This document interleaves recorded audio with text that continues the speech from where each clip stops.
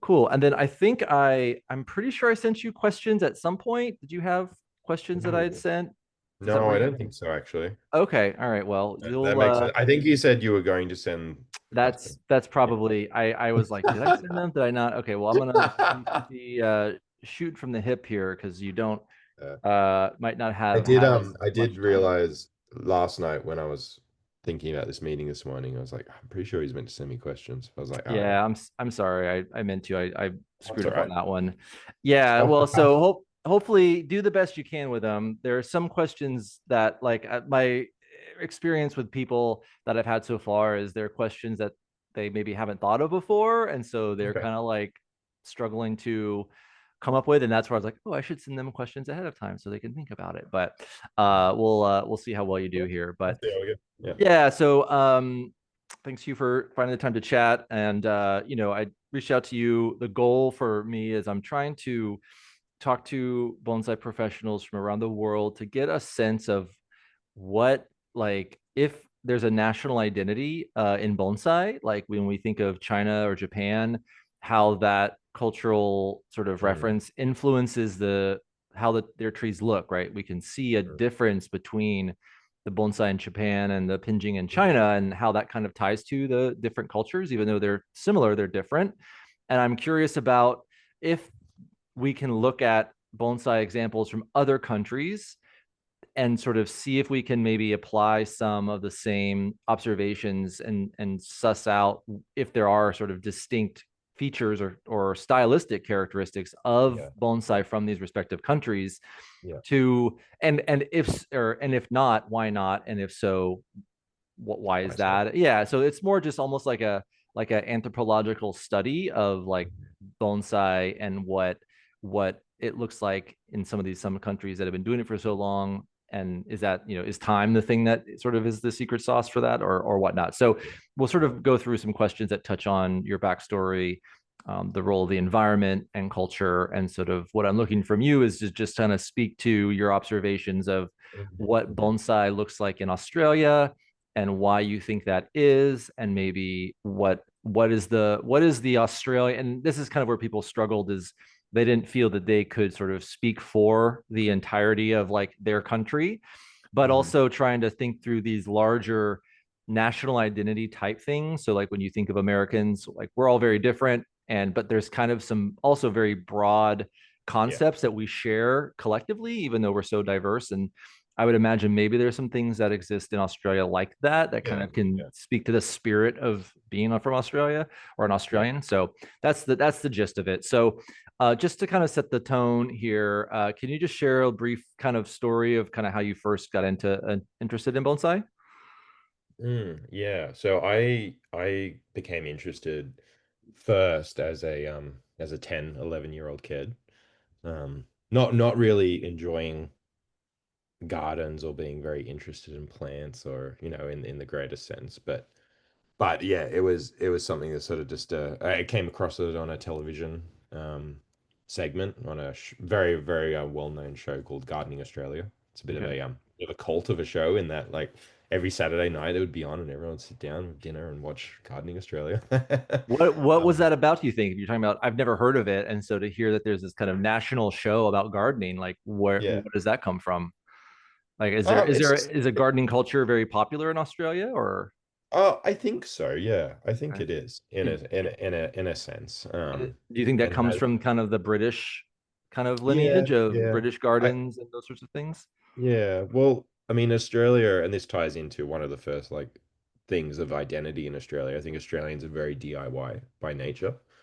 Um, being sort of a Western nation, aside from indigenous culture, the European side of the nation has been sort of built by people who were convicted or wrongly convicted initially, right, and sent to a country prison, right? So then those people are set free and given opportunities in the country, and there wasn't really much infrastructure, so it's a bit of like if you're going to make it you're going to do it yourself. So there's a very quiet, let's say introverted version of a DIY mentality in Australia. Mhm. um, and so the house and the garden are quite an important thing, at least in the past. I think that's sort of changing, people as things always do.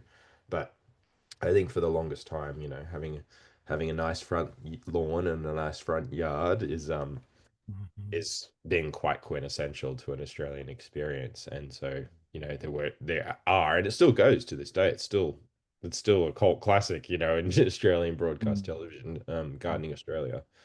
Um, yeah, and so that's where I guess I first saw a bonsai. It was just a segment, a guy, he was like working on a few trees, mainly ficus, I think there was a melaleuca or something. So it was all Australian trees, and he was tearing Mm. branches off to make them look like torn branches, and I was like, "Oh, wow, that's cool." Mm. And I think why I was attracted to it at first was because and this is only in recent reflection in the last few years, because the story has always been, oh yeah, I saw it on telly and I thought cool. But I think what it was for me was it was sort of a way to empathize with the tree and take control over the aesthetics, because although I didn't actually really necessarily like being in the garden with my family, like gardening on the weekends. They would always force me to help, or like, me and my brothers.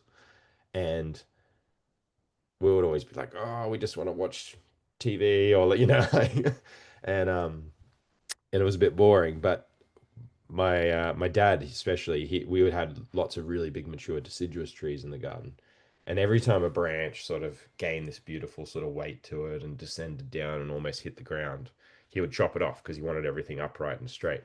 And I used to get really upset. I used to Mm. be like, no, like I like climbing on that branch. I like doing this. And I would get like actually like upset, like have a tantrum, as like a Mhm. 7 or 8 year old about this branch Yeah. being cut off.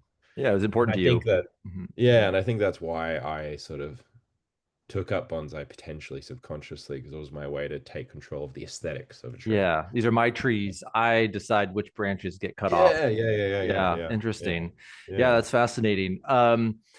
So you've got a background with your family gardening, and this is like a larger component of Australian, culture in a way, this sort of Mhm. DIY horticultural, grow your own produce probably and kind of control your own territory a little bit. Um, how would you describe like your personal style? Like if in in your sort of your approach to bonsai today, like has it changed or how has it changed from those earlier days to sort of Mhm. what it is and kind of what experiences would you say have kind of influenced that evolution? So yeah, your style and kind of how it's evolved. Yeah, yeah, yeah. Well, initially at first it was always about replication, right? Like find something you like and replicate it, or figure out how to back engineer it. And I spent a lot of my like teenage years. I got tuition. There was a bonsai nursery that opened up at the end of our street, which is very serendipitous, because that's, one in a million. Or Right at the time that I had discovered bonsai. So I was going to classes and stuff, but a lot of my initial learning was very much like collecting trees and digging things out of the ground, and farm to table, source your own and Mhm. build it yourself and figure that out. And so a lot of at first it was like replicating things, see something in a book and it's like, oh, I want to remake that. How do I remake that? How do I back engineer that? How is it constructed mechanically? So using a lot of other species to make versions of other things. And I think over time that led me to realize that what is special about bonsai is its, let's say, reflection of what surrounds you, whether it's the people, whether it's the trees, whether it's the landscape, whatever it is. Bonsai for me has become like a reflection of the world around me. And I guess I guess my greatest statement around what does bonsai mean for me, and how do I see my practice looking, is I've sort of developed this idea that, to say like make bonsai in the image of another country, whether it's Japan, America, and let's use Japan as the example, but to make a Japanese tree, under the cultural and visual, I guess, aesthetics of a Japanese tree with a Japanese species outside of that space, is actually doing a different thing, right?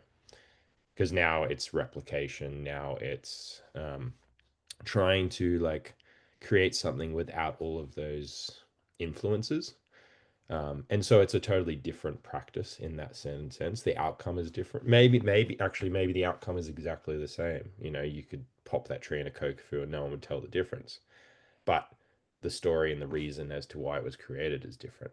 And so I've come to believe that to do bonsai, you know, using, let's say, Japan as a reference, to do bonsai in the truest way that is original to the intent is to use species local to you, to use materials local to you, and to create imagery that is, you know, referential to the trees around you, right? So simple concept, but to me that is bonsai.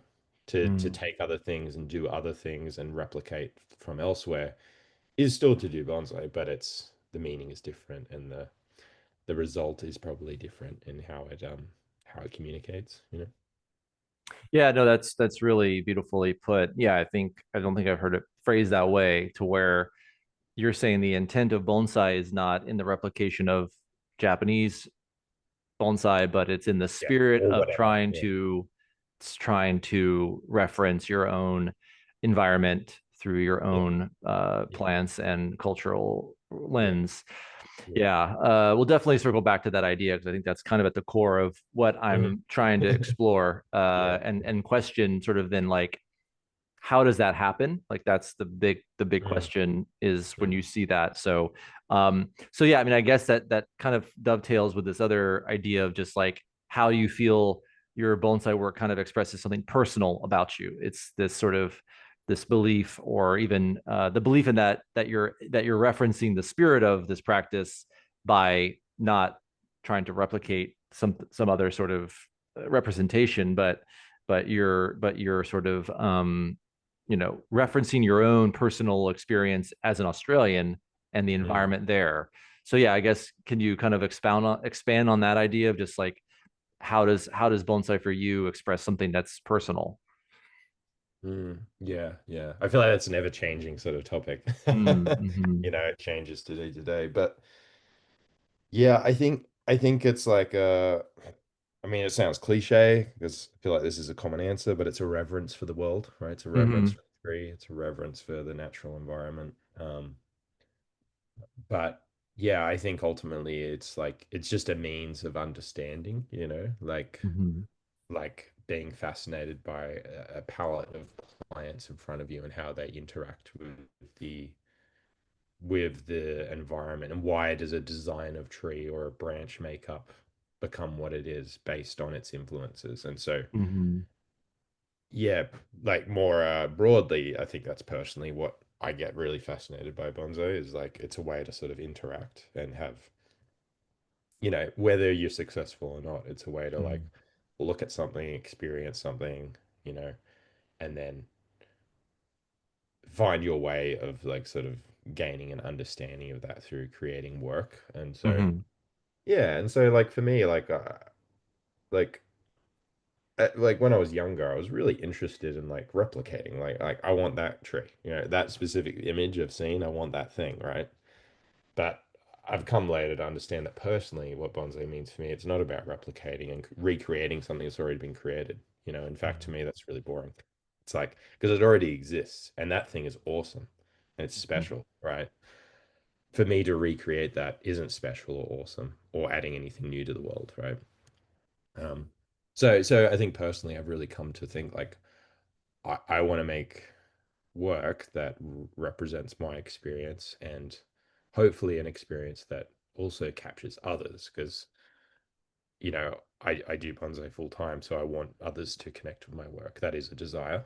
It's not a desire, right? But I also am not seeking to like please people's idea of what a bonsai should be, but rather challenge them as to what can bonsai do to showcase what actually is going on around you in your local space.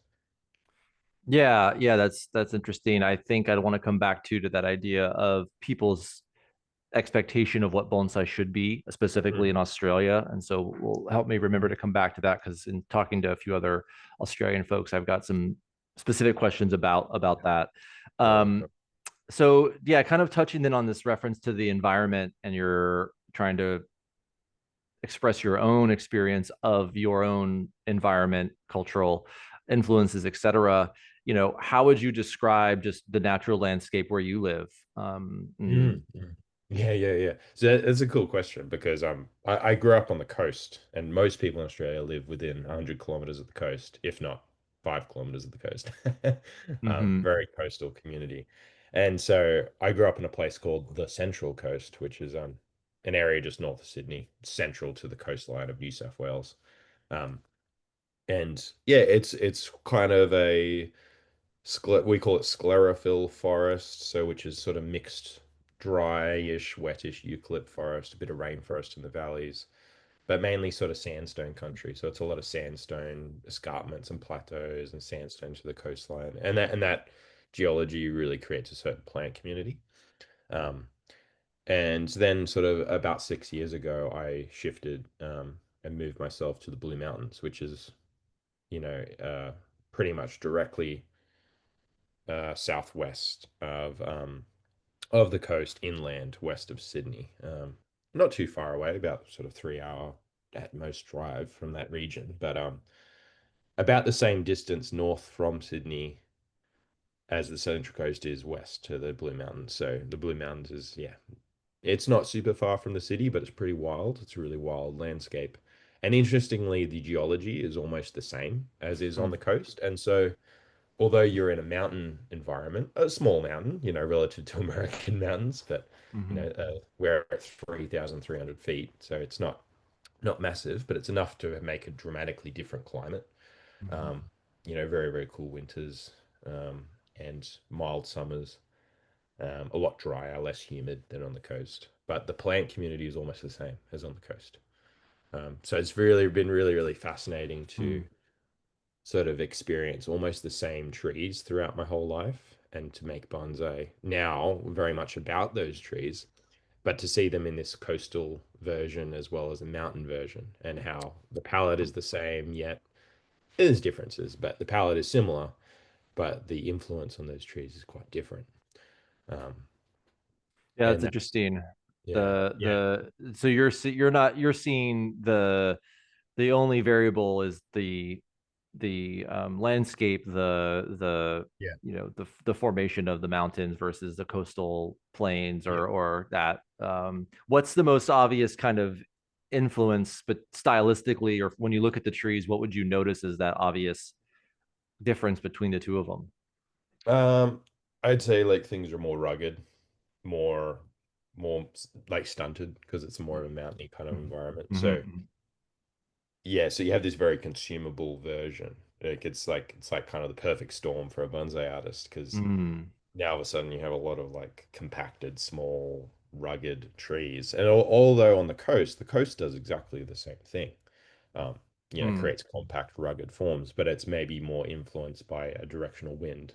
Where in the mountains, it's influenced by, harsh sun, wind, a bit of snow, um, and just like a harder growing environment. So Mm-hmm. Mm-hmm. Yeah. So one of the questions that I've asked people is to like try to describe the feeling of their environment in like one word. And so, I mean, you had said rugged. So, I mean, that was one that people probably would benefit from thinking about a little bit. But yeah, if you had one word to kind of describe, and I guess it's kind of hard to pick between the coastal and the mountains because they're very different climates. But yeah, if you were to try to just encapsulate the feeling of the environment that you kind of are existing in, or maybe draw your most inspiration from, what would you try to describe that as? mm, yeah, good question. You can think about that one for a little bit. We can come back to Yeah, that, yeah. Yeah. but yeah, the I guess the what species of tree do you tend to like find the most sort of meaningful or familiar for you to engage with, whether it's in Mm, the landscape or in bonsai? yeah, yeah, yeah, yeah. Um, yeah, look, again, it's another one of those questions that changes as your Mm-hmm. influence and what you're interested in changes. But lately, to me, it's been a genus of plants we call the Banksia, Mm-hmm. in Australia. It's really kind of captivated me of late, and I think has at times all the time throughout um, my time doing bonsai and just appreciating trees in general.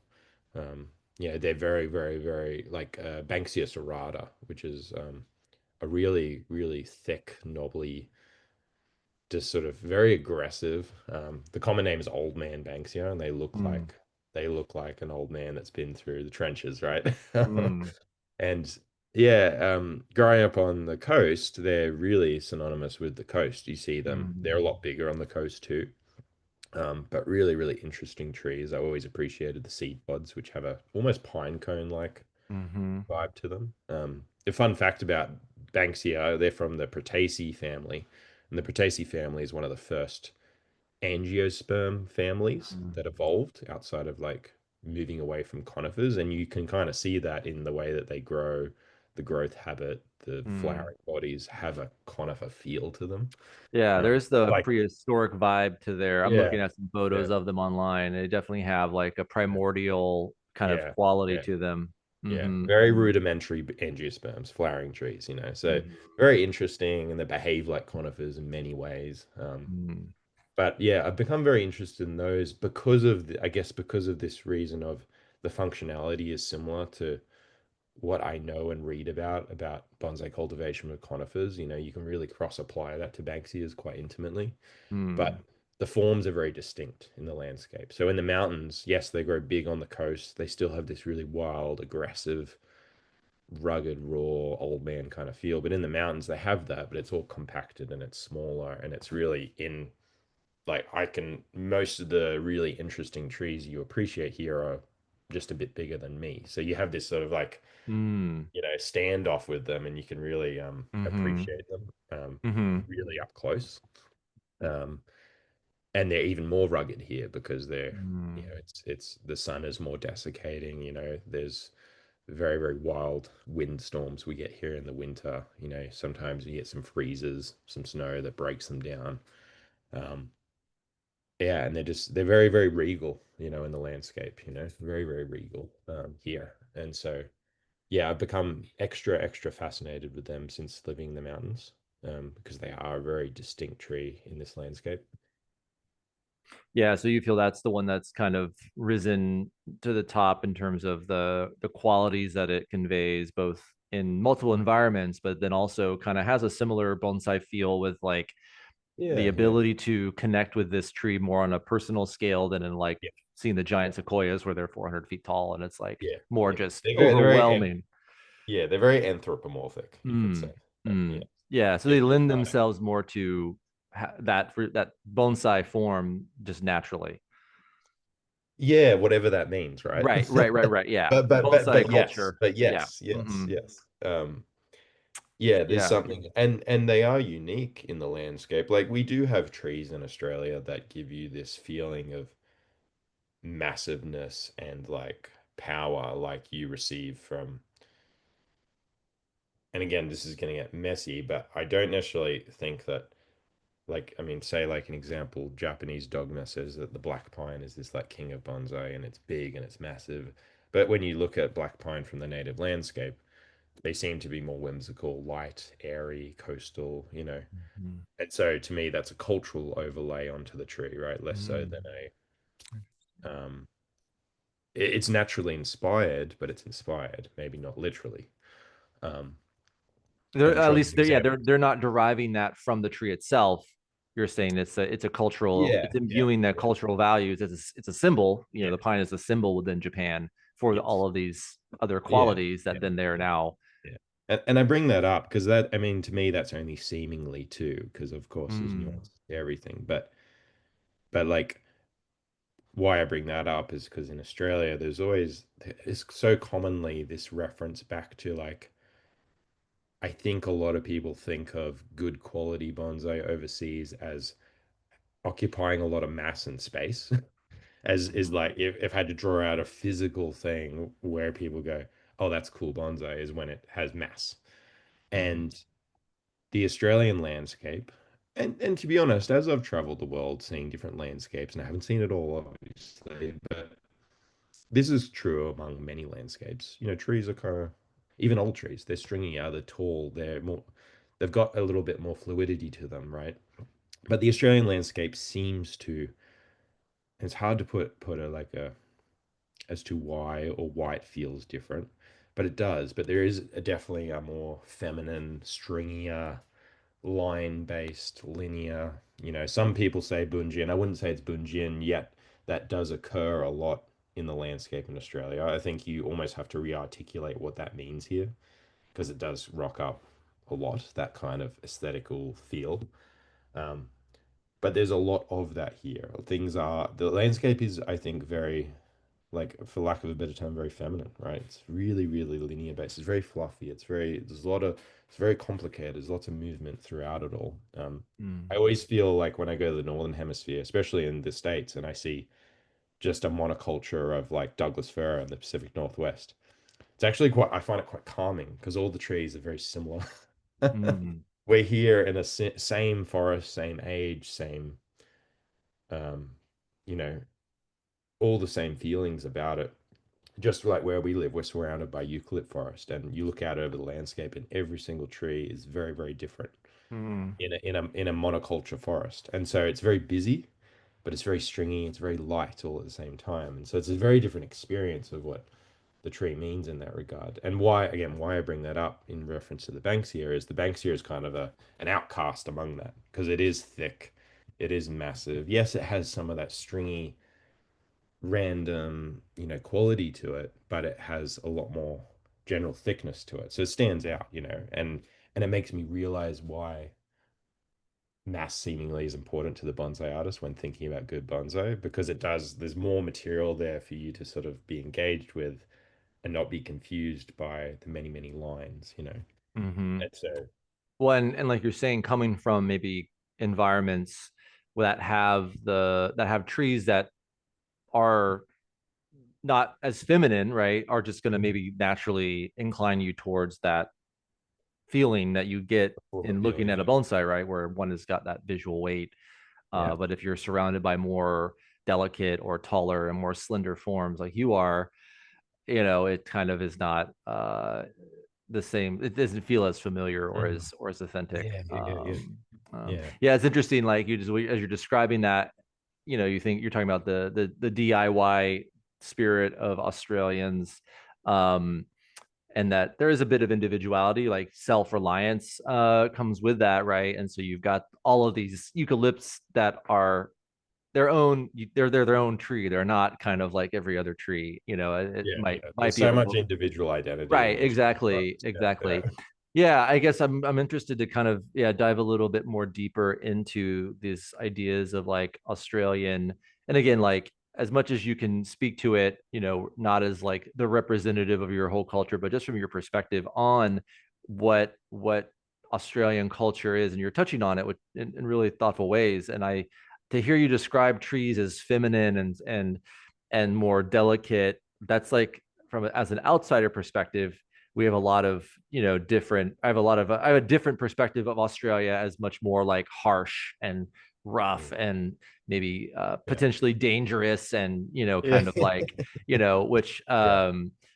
I can understand has been maybe Yeah. overemphasized to kind of have fun with tourists a little bit and make them a little bit more you know uh fearful or whatever. But yeah, I guess like, and then also how does that tie in with bonsai? Because that's the other thing too. Is I've talked to a few other Australian folks, and kind of this cultural valuing of exotic plants, like Mm, of Japanese black pine for bonsai in Australia versus valuing of the native flora, and whether that is somehow tied to the kind of history of Australia as a sort of penal colony where people are being sent there and you're not really like the relationship with the landscape mm, is initially one of like punishment, right? It was like mm. we didn't want to be here. Like we would rather be back in England where there's all of these nice gardens and oaks and Yeah. boxwood, and it's like, I don't like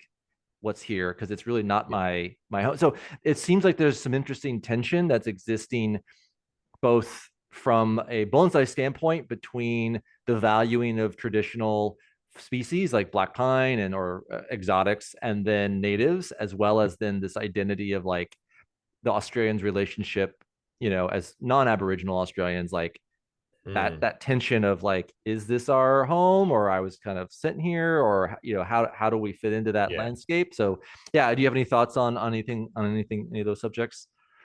Yeah. Because I think this all ties into, I guess, what I was just trying to speak to there, in that, because you're right, you put it really well, that like the origins of, colonial culture in Australia is like I said before, from, a prison. And Right. then since, literally since day dot, you know, being very British, literally people from Britain, initially Well, I there don't know was what that always, you said. Day dot. I'm not familiar with that. oh, that means from the start. Okay, sorry. Okay, that was one of those. That's my term for the. That's my term for the day. Great. It's awesome. Day dot. Yeah. Right from the See, there's beginning. Yeah. another one. Yeah. Another Yeah. discovery. Um, Perfect. yeah, like there's been this, like, we need to create familiarity, we need Uh-huh. to tame the landscape. We need to plant a Buxus hedge, right? Right, because that's what you Grow do in, grow a in grow an England, English right? apple. Yeah, right, Yeah, yeah, exactly. yeah, You yeah. want England here. We're here now. Like Yeah. we're not in England. Yeah. Yeah, and the notion has always been this landscape is odd and unusual, and sometimes described as unbeautiful, And Really, so yeah. there was this, like, almost push against this. Like, we need to, in order to make this landscape consumable, we have to turn it into England, right? To make it nice, we have to turn it into England. To have resources, we have to plant trees that we're familiar with, right? So that was so much, and it took a long time for took a really long time for, even, like, say, timber industries to say, like, oh, the gum tree is actually a phenomenal wood to use, because they had to change their techniques and what they thought of. Because most Australian woods are hardwoods; they're not softwoods like conifers, really, and some of them incredibly hardwood. Like when I chop firewood for our fireplace in the winter, it's all eucalypt that I'm chopping, and the grain is never straight. It twists and it turns, and it's it's hard work splitting it. I envy when I see wood chopping videos from the States or something, and it's just one hit of the axe and it falls apart into a few pieces. It's like, no, you gotta have a sharp splitter. You've got to work hard to split a Mm-hmm. piece of wood Mm-hmm. because Mm-hmm. it's hard and it's stringy.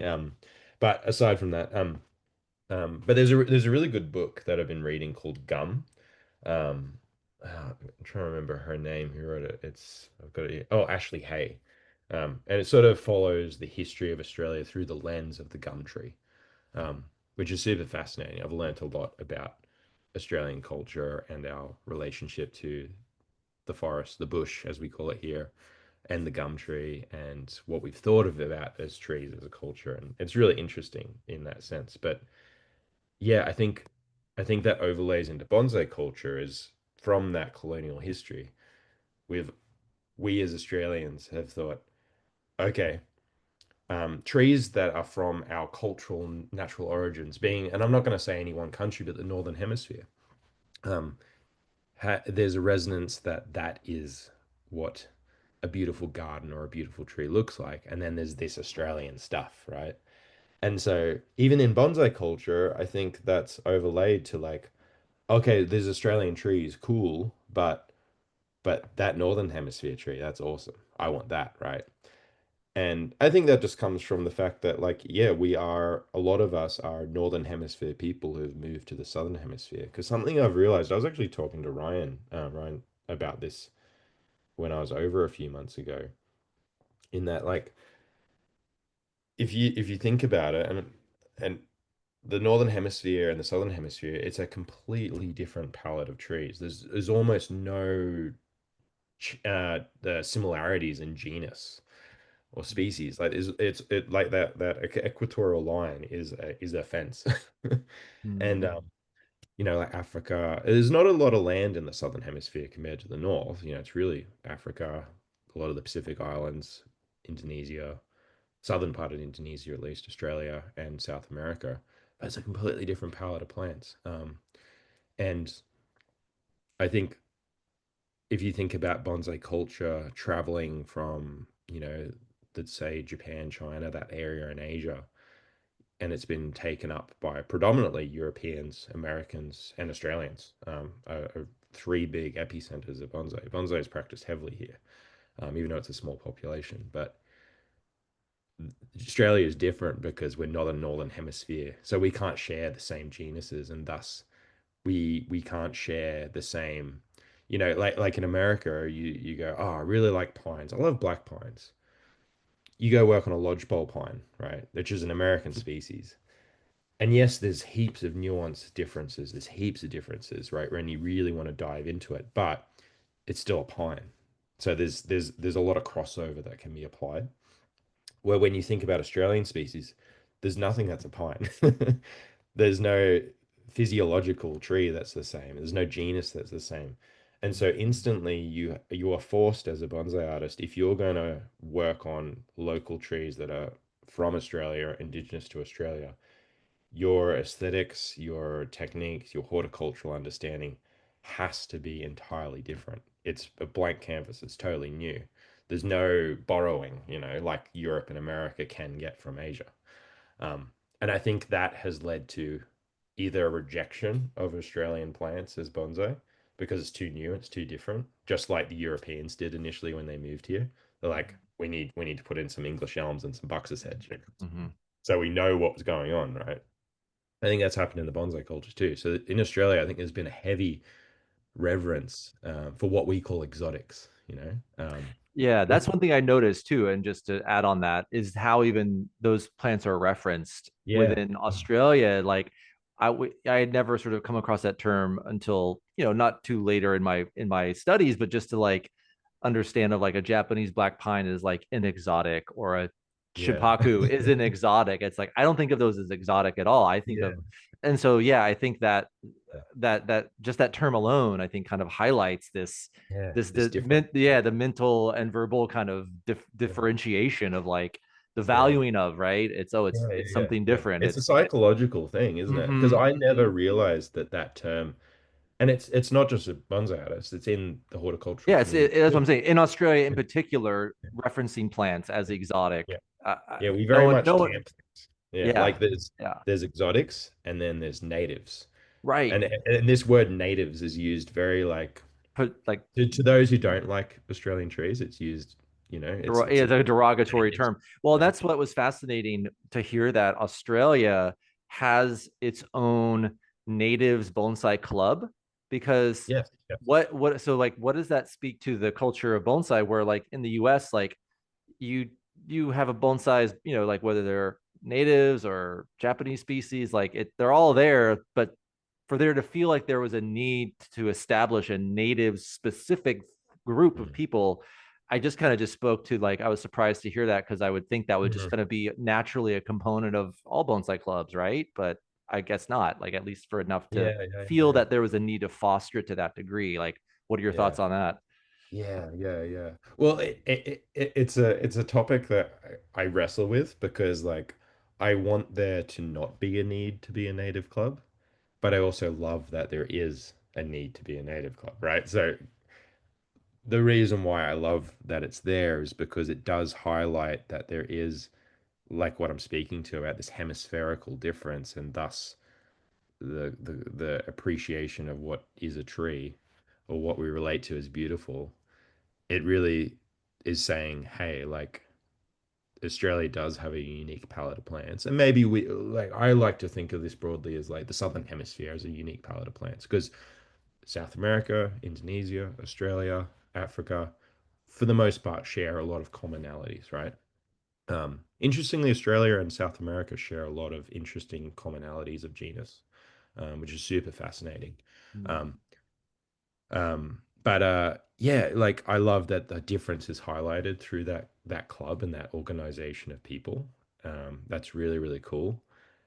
And then on the other hand, I almost like detest that we have to like segment things up, like Yeah, it's because just it's just yeah, something that but was unique to speak to that. Yeah, just kind yeah, of yeah, highlight that tension, right? Of yeah, the like yeah. just like you're It is saying, like tense. It is a it's tense a thing. yeah. Yeah. So I guess what do you feel? Why do you feel like I guess speaking about bonsai in Australia specifically, like what aspects of the culture have led to that tension existing? I mean, we're kind of touching on it, this idea of the exotic and the devaluing of maybe the native environment and the resources there, but bonsai specifically, it sounds like there is a much more embedded viewpoint of that bonsai is this and it's not that, and at least that's just my quick perception. So yeah, could you kind of further expand on like what is the Australian bonsai community like, and your thoughts on that? Like, help us understand that a little bit Mhm. more. Yeah, yeah, yeah. I think oh, yeah, it's always a hard one because like Australia is again unique in that it's a big country, almost the size of the US. Mm-hmm. Yeah, like North America. Oh no, not North America. USA part of North America. Mm-hmm, mm-hmm, Take out Alaska. And you got about the same landmass. Um, Yet we have the population of like a portion of LA, you know. So oh wow, over yeah, the that whole country. puts it in Um, perspective.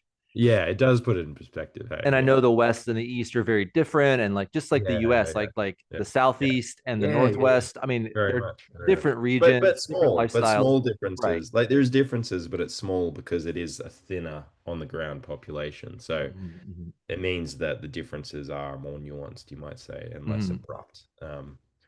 Yeah, but yeah, it's interesting flying into LA, which I've done a few times, and I look at that city and I go, "There's Australia in mm-hmm. people." That's wild. It's wild. It is wild. But um, yeah, like because of that, there is, I think, a commonality in general among the nation, because there is fewer people, but it also means that there's lots of yeah, there is lots of individuality at the same time. Um, like most of the population is in Melbourne and Sydney. You know, they're the two places where almost half the country exists, and so you see some pretty strong bonsai cultures there. Brisbane as well. You know, Hobart and Tasmania as well, Adelaide as well, Perth as well. All the major cities.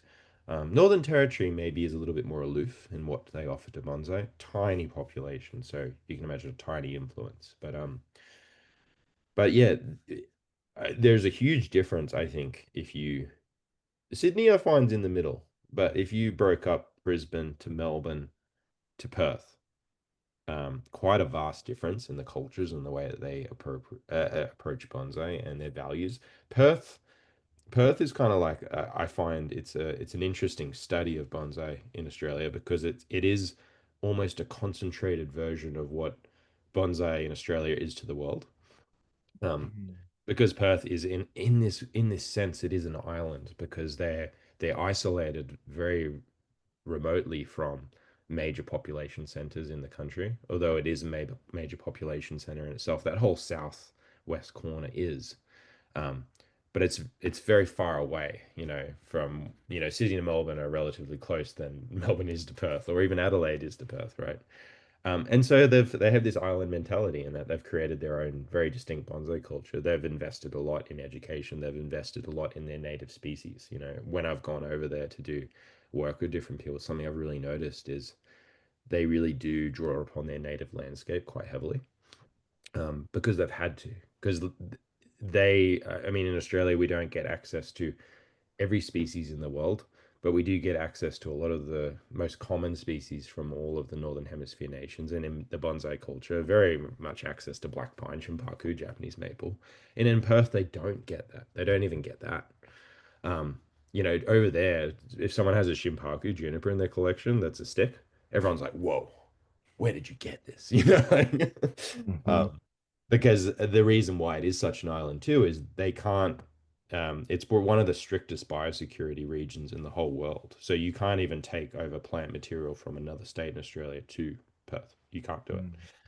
Mhm. So they've had to use their own native plants, and so you see this really beautiful sort of mixing of development of technique and mixing of aesthetics through this yearning for the ability to copy and replicate from Japan, but not being able to do with the species. So they've done it with their native species, and you've seen them do that very well. And now there's this shift towards making those trees that they've made look like Japanese trees into native versions. And so you see this really weird mix. So I really enjoyed them as a Mhm. culture. And Tasmania is kind of similar. Tasmania being literally an island, um, but a lot more access to exotic species. Um, Very, very heavy exotic let's say, maples, deciduous trees, conifers, very heavy bonsai culture there in that realm. But the difference with them is they're probably one of the only places in the country that does actually have, although the native genuses are completely different to the Northern Hemisphere, they're further enough south that now the genuses start to take on traits that look like Northern Hemisphere plants. There's conifers in the mountains, there's deciduous trees in the mountains that are native that look like and are related to sequoias and beeches and junipers and have very distant but relations to those species. So Tasmania is unique in that yes, they have a lot of exotic access and that but they've made bonsai that look like maybe sometimes look like the native plants that are conifers. And now there's been this resurgence in Tasmania of actually going and working with their native species because it is actually quite close in relation to Northern Hemisphere aesthetics. So you see there's really interesting turning and change of influence over there. There's an artist there. He's a hobbyist and his name's John. And I remember him making a comment. My friend Jared down in Tassie, he told me about this that John had this realization that through like Jared's work, because Jared's very heavy on using montane species, actual mountain species from uh from the mountains there. And this guy named John who works with Jared had this epiphany because he's a big time hiker. He's always been in the mountains and he's been inspired by those trees to make bonsai. But he always used Japanese maples and elms and things like this. And he had this epiphany. He's like, I've been trying to do this thing for so long to make these trees from the mountains with Japanese trees. And I wanted and all along, I should have just used the trees that were here because I would have got a better aesthetic and I would have Mhm. actually truly made what I wanted to make. Mhm.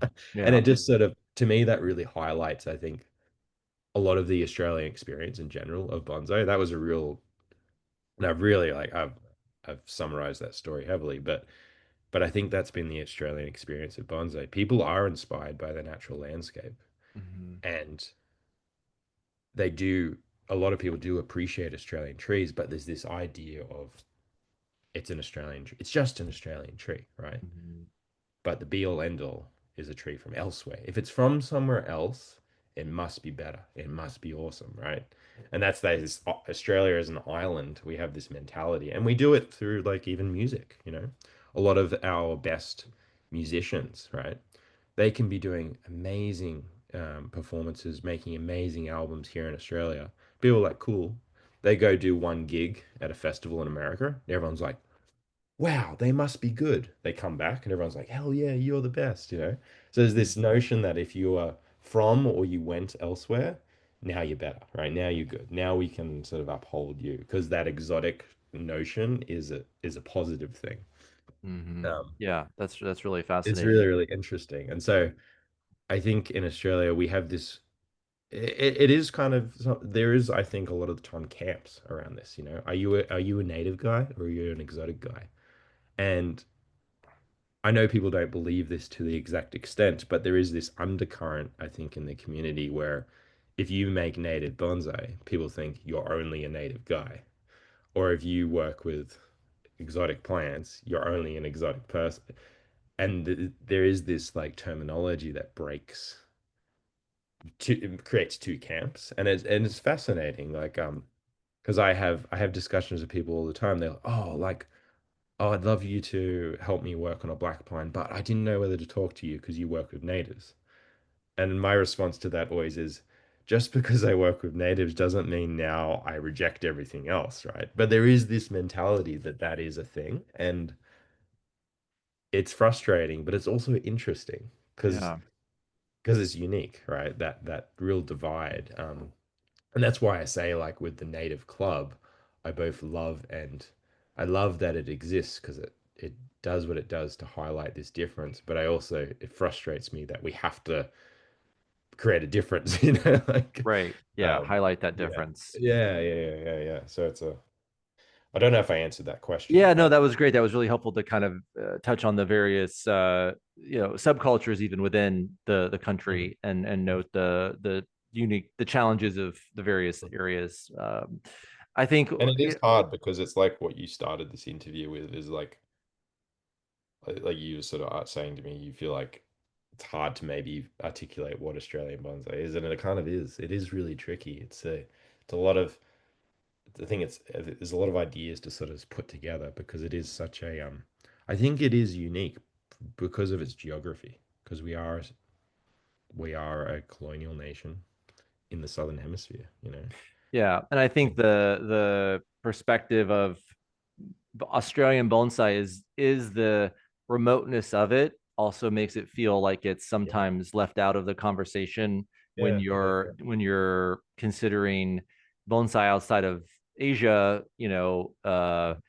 Australia isn't sort of in usually in the same conversation when you're talking about Spain or Italy or yeah, yeah, the Netherlands or whatever. You're just kind of like, oh yeah. yeah. So yeah, We do there is get a forgotten a little bit.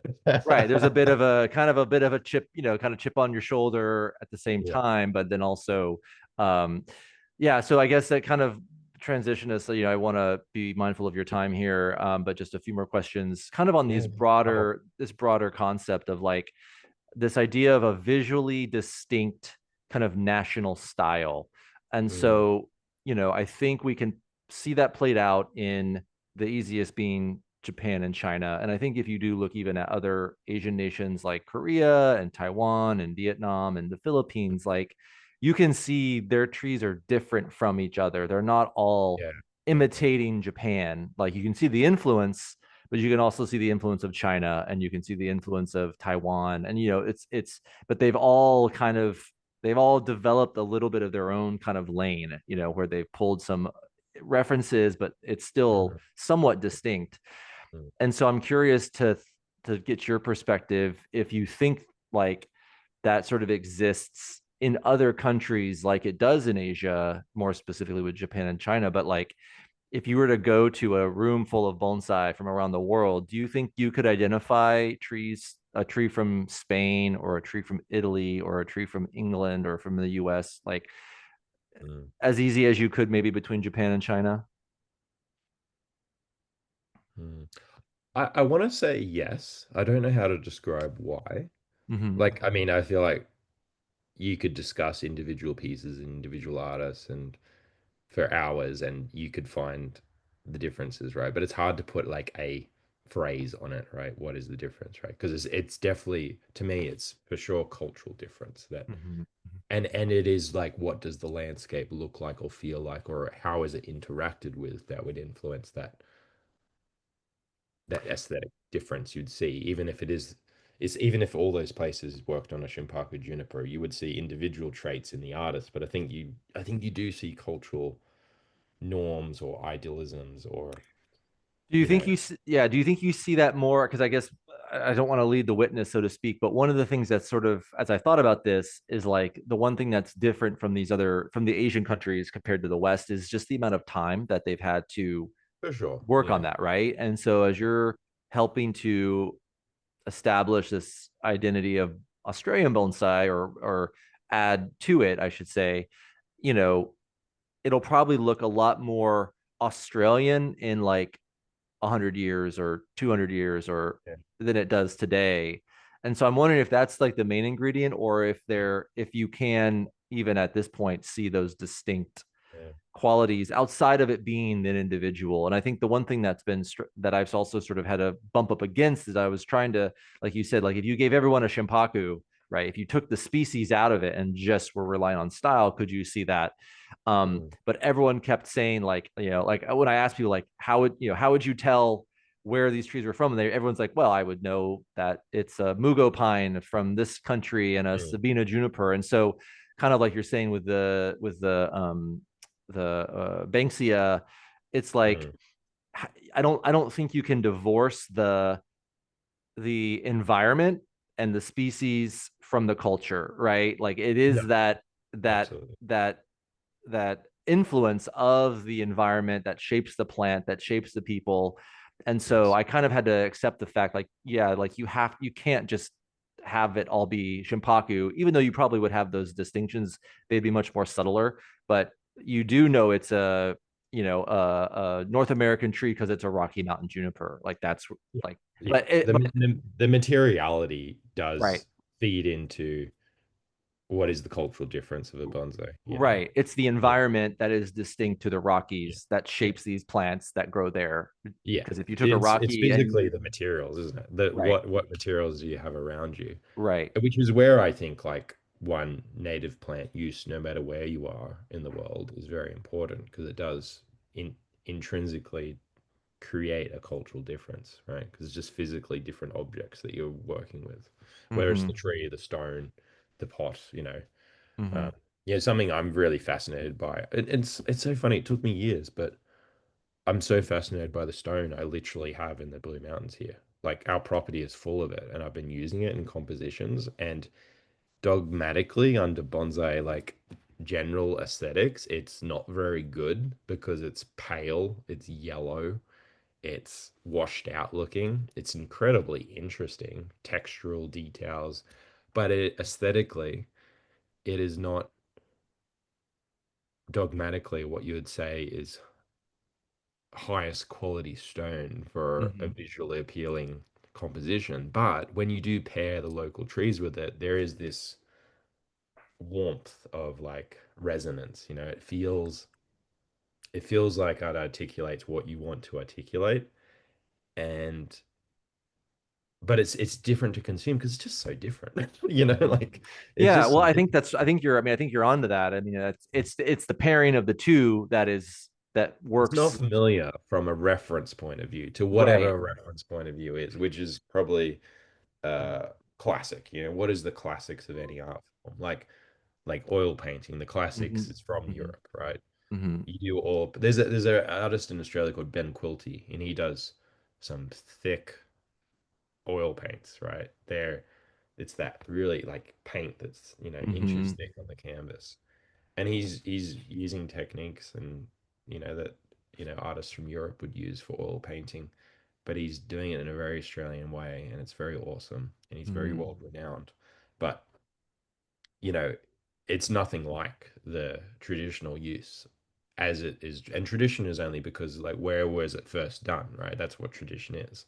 Mm-hmm. Um, it doesn't look like that, but it's a adding to that. And I guess like in a bonsai lens, under that idea of the shimpaku, I kind of like thinking about that because this is a theory that I have. It's something that I've observed and I feel like I see sometimes is that a lot of the exotically made Australian bonsai, which are some of the older bonsai in Australia. I mean, bonsai's been practiced in Australia. You know, I mean, there's estimates that people have had trees since the 1890s, 1910s.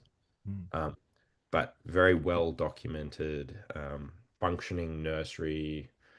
Since the late 40s, bonsai has been, you know, practiced, at least in Sydney, and if not the 50s. Um, And so it's been around a while, but a lot of it's been pines, wisteria, cedar, cedrus, are kind of some of the most oldest trees you'll see in Australian bonsai. And it's interesting because I think this is a mix. Why they look the way they do, because they are attempts at classic bonsai, reference from Japan or China even. There's a lot of influence from China in early Australian bonsai, but um, yeah, there is this influence that you see of trying to replicate this thing that is quote unquote bonsai. And I think like the Koroshofs are an original name in bonsai. Mm-hmm. Like, yes, they made trees like that. And I think that was their artist statement. Their art statement was, I want to replicate this Japanese art form, right? So hats off to them because that's what they were trying to do. They weren't trying to make the Australian landscape, right? It's not what they were attempting to do. But inside of that, let's estimate that was their exact and only artist statement. There is this one, I guess, like some ignorance because their first attempts at trying to replicate a Japanese art form, so they're not going to look the same anyway, right? Right. They're going to Right. look like attempts at, but I think subconsciously they were and have been to this day, trees made are influenced by the Australian landscape. Because something I've seen in a lot of those older pieces, especially now that they're really mature, 70, years old, um, there's an element of the Australian landscape in them. There's a bit Mm-hmm. more uplift in the branching, you know, there's a bit more stringiness to the design. There's a Mm-hmm. bit more there's some trees are really thick, but a lot of them are a bit more stretched in their aesthetic, you know, and Mm-hmm. a lot of Mm-hmm. people now look at those trees and say we have to rebuild them, we have to make them more compact and you know, I kind of think no, like no, this is a historical marker in the Australian attempt to domesticate bonsai in Australia, Mm-hmm. using trying to create this classic form, but are influenced by what's around them, you know. Mm-hmm. They didn't have other bonsai around them to reference for one, and they didn't have those trees around them. I mean, they would have in some extent in, you know, exotic trees planted in parks and that, but you know, at the time, they weren't as old as they are now. You Right. know, Right. so they didn't look as old as they are now. When you go to a park and look at a beautiful old pine, they were 70 years younger. Mm-hmm. And so I do think that the Australian landscape has influenced the way classic Australian exotic species Mm-hmm. grown under the classic form do look. They do look different because I think they have been influenced by the environment.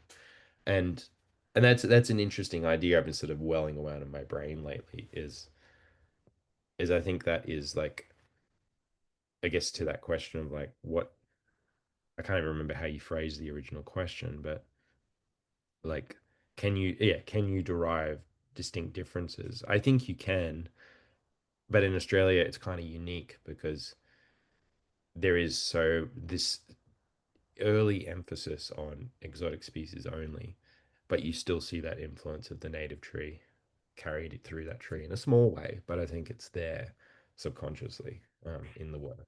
Right. And I guess that's the role of culture Yeah, anyway, is it's operating in the background yeah, subconsciously in and just as much as the environment, right? And so yeah, you're yeah, growing up around those trees. You're not necessarily paying attention to their influencing how you think of a tree, but yeah. it has influenced you as much as It that does. Yeah, tree yeah. has You grown can't up in not. that space. The environment shaped it Yeah, just because of that's what it does. yeah, Therefore, you're influenced in that same way.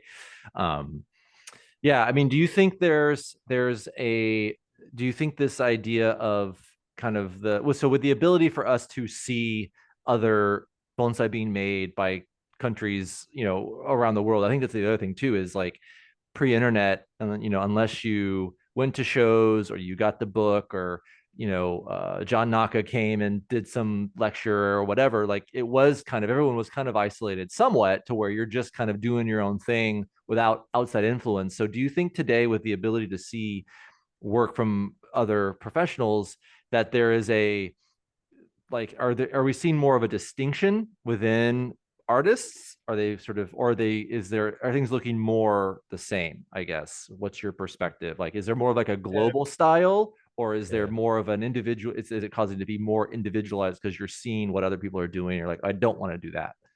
yeah. I think it's the latter. I think it's more individualism, which I think is good because I think the internet poses a risk of, you know, simplifying everything down to one global culture, you know, Mm-hmm. unfortunately Mm-hmm. sometimes.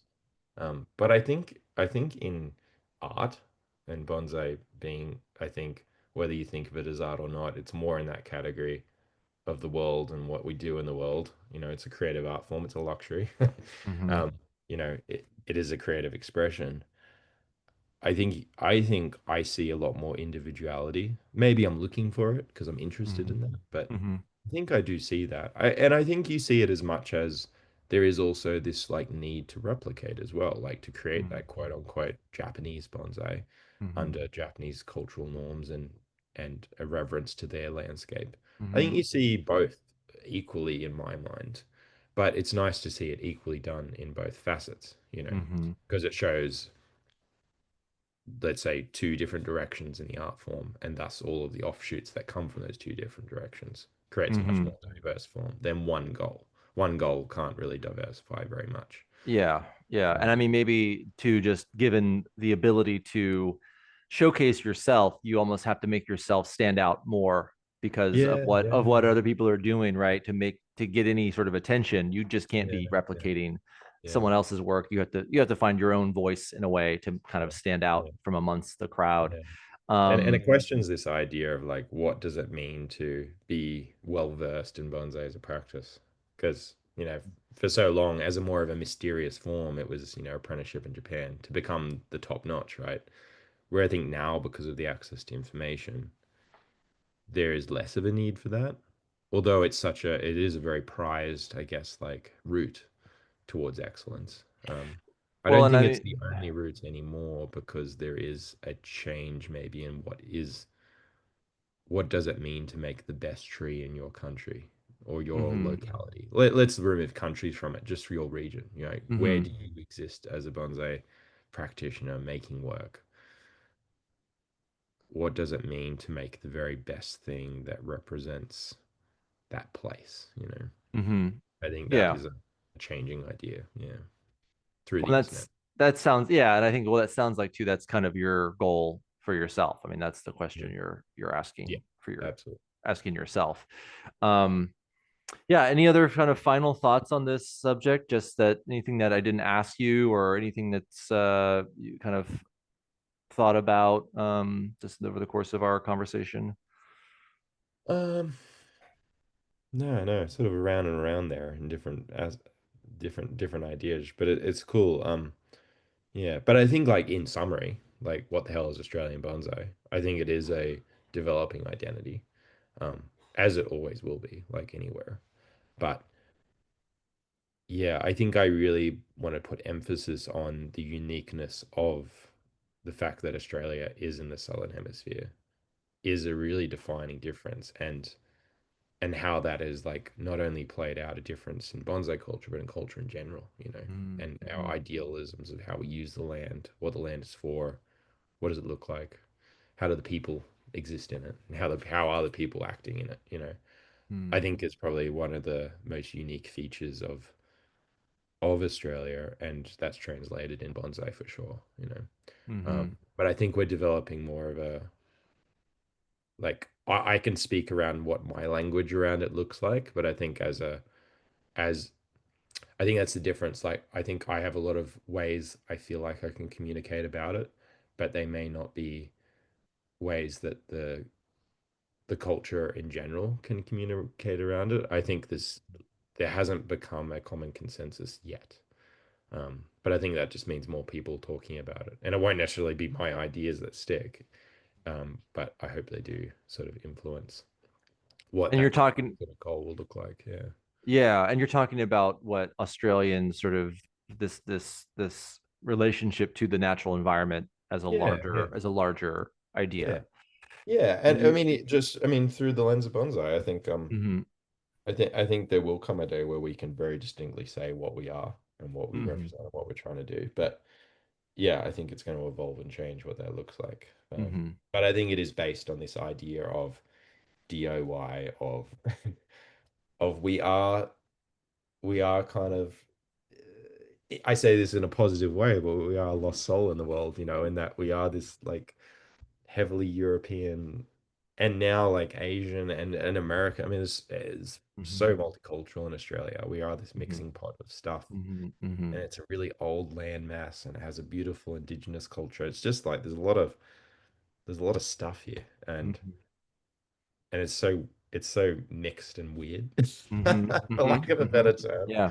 Yeah. It's a And I very, it's think like, that comes out through the bonsai. Yeah. yeah. And I think, yeah, like that word we were talking about to describe, while unique is somewhat of a, I don't say an easy out. I mean, it might be though more the most accurate word to kind of just describe, the landscape and all these various facets of Australian culture as unique as in like there's not really another place. There's so many European countries that the borders have shifted over Yep. hundreds of years. Whether it's Austria and Germany or Spain, and it's like they're very a lot of that blending happens over the Yep. borders, but for Australia to be that kind of isolated landlocked or island nation, um, that have all these kind of distinct things. There's not another Australia kind of like Yeah. out there. Yeah. There's more difference than there is similarity. Yeah, Yeah. Which yeah, is which is interesting. unique. Yeah. Yeah. Mm-hmm, mm-hmm. Yeah. Yeah. Well, I appreciate you taking the time to chat, and yeah, I'm just continuing to interview folks and kind of try to consolidate some broad brushstroke ideas about the subject. And the goal Mm. is to have an exhibition next year in May opening up, to where we'll be kind of trying to pin down some of these ideas as to what what the various major countries that we associate bonsai being practiced in, from the east and the Yeah. west. And also I want to include the southern hemisphere, which I think is more of a mystery in the bonsai world. So Mm. yeah, if you have anyone that you can think of specifically, I'm interested in Brazil as a country.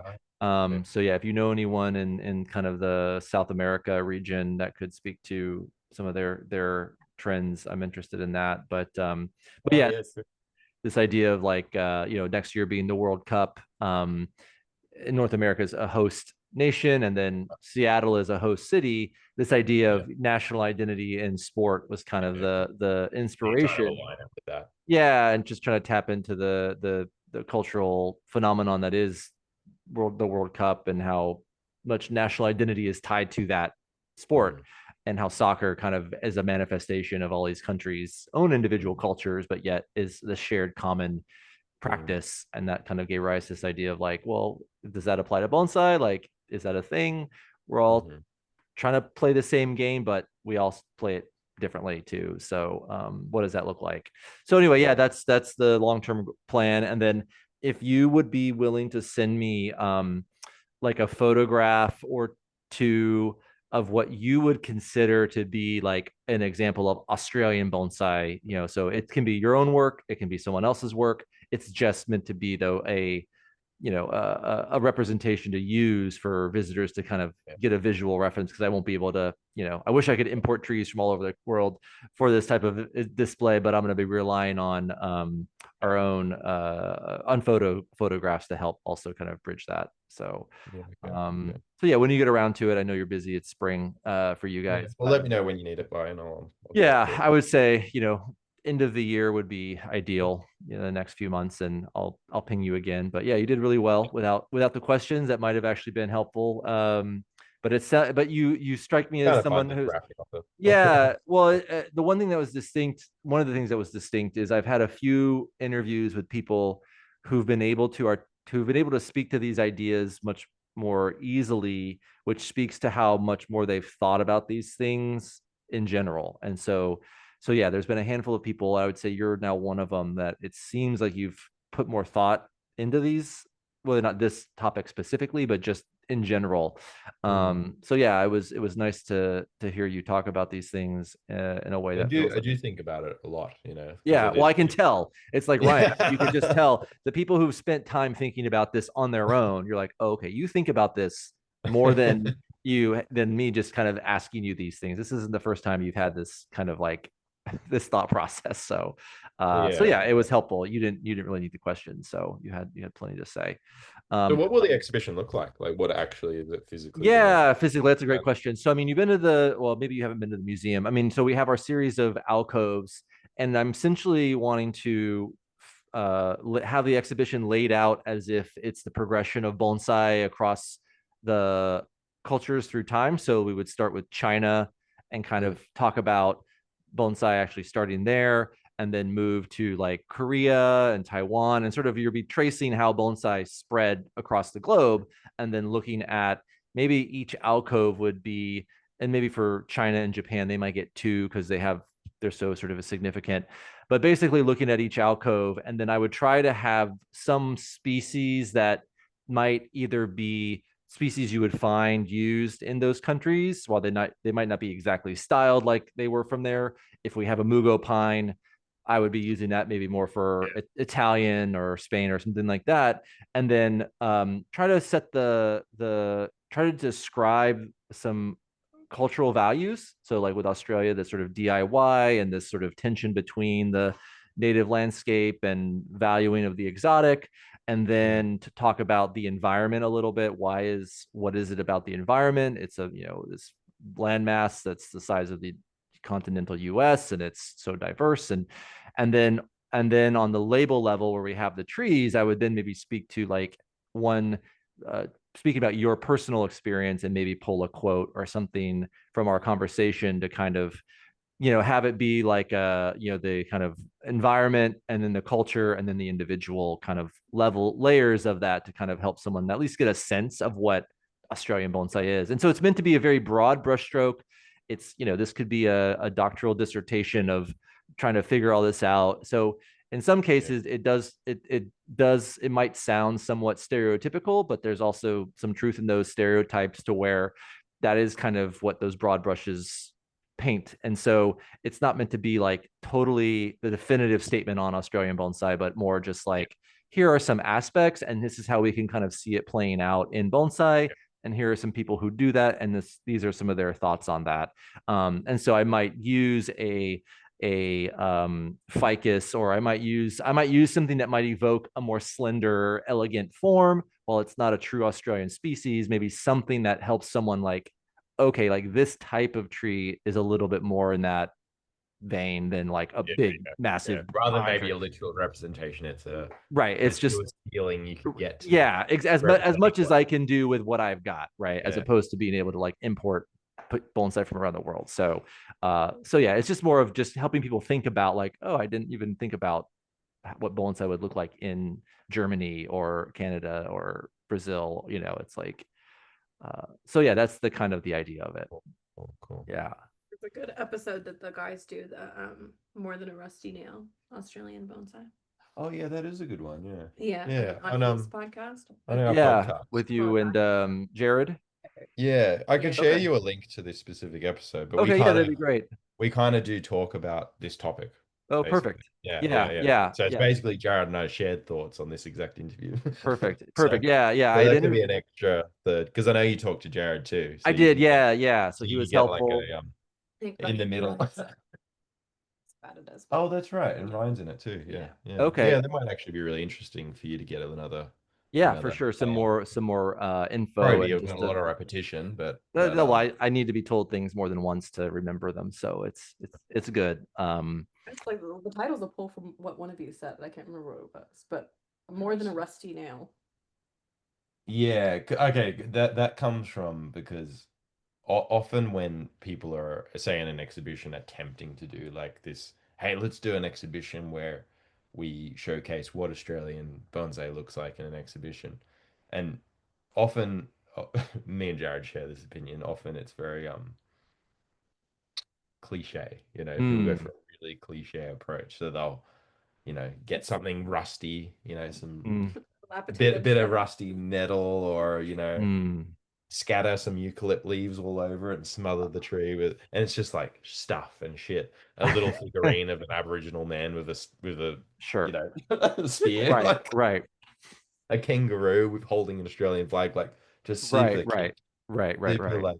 And so what I think Jared and I were trying to say in that is like, yes, we do understand what you all are trying to do with this, but is a rusty thing really what sort of summarizes Australia? That Yeah. really, or is it just that, you know, there's a lot of old rusty stuff around, like there kind of is in a lot of places in the world. Yeah. Yeah. Well, like is that This environment that makes things rusty faster. Like, no, and the homes are like this wall. If you lean on it, it bends. Like Yeah. that. Yeah. Nothing's built properly. that's the thing. It might actually be DIY, baby. a great way.